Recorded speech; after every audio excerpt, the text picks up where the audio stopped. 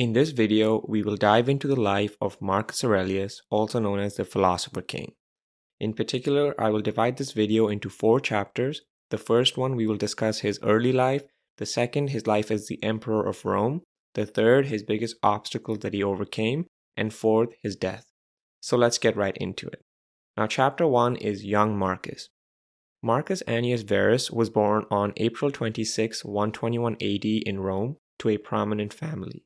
Marcus unfortunately lost his father at the age of 3 and was raised primarily by his mother and grandfather. Growing up, Marcus was a dedicated student and showed an interest in philosophy, literature, wrestling, and hunting.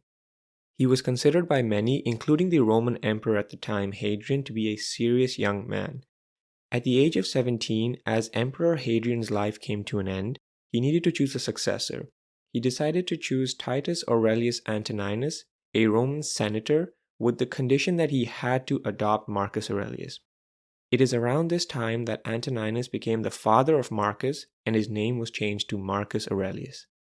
Now it's important to note that Marcus considered his adopted father to be a great man and attributed a lot of his future success to him. Now let's move on to chapter number 2, which is becoming the emperor. So Marcus spent his young adulthood educating himself in Roman politics and law. At only the age of 19, he held the position of consul or leader of the Senate. He would hold this position 2 more times in his life. At age 24, Marcus would also get married to Faustina, the emperor's daughter, and had many children. Now, after ruling for 2 decades, Antoninus died in 161 AD, which affected Marcus deeply as he had grown very close to Antoninus. Yet he knew that Rome needed a leader and that he had to step up to keep the peace of the empire. So thus, at the age of 40, Marcus Aurelius became the Emperor of Rome. In the beginning, he co-ruled with his adopted brother Lucius Verus, who died 8 years into their reign. As an emperor, Marcus faced many challenges that would test his character and shape him into the Philosopher King. So let's go ahead and dive into these challenges in chapter 3, which is overcoming obstacles. Now, once Marcus Aurelius became emperor, the first key obstacle that he had to face was the Parthian War, which is modern-day Iran. Marcus let his brother Verus be in charge of the war effort as he oversaw the administrative efforts in Rome. After winning the war successfully, the returning soldiers brought back an illness that would result in the Antonine Plague, which is modern-day smallpox, which wiped out a significant population of the Roman Empire. As one war ended, another started, this time with the German tribes.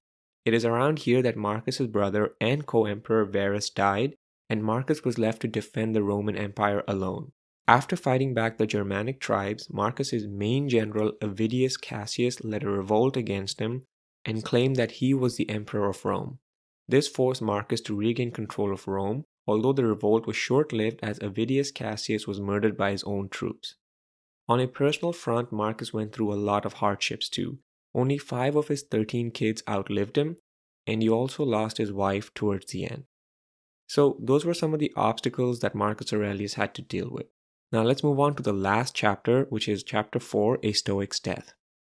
So we can see now that despite facing all of this hardship, Marcus kept pushing forward with his virtues and for the good of Rome. It is during his reign that Marcus kept a personal journal, also known as the Meditations of Marcus Aurelius. It is now regarded as one of the most influential Stoic philosophy texts. Towards the end of his reign, Marcus was an old, weak, and ill man. He died on March 17, 180, and was succeeded by his son Commodus.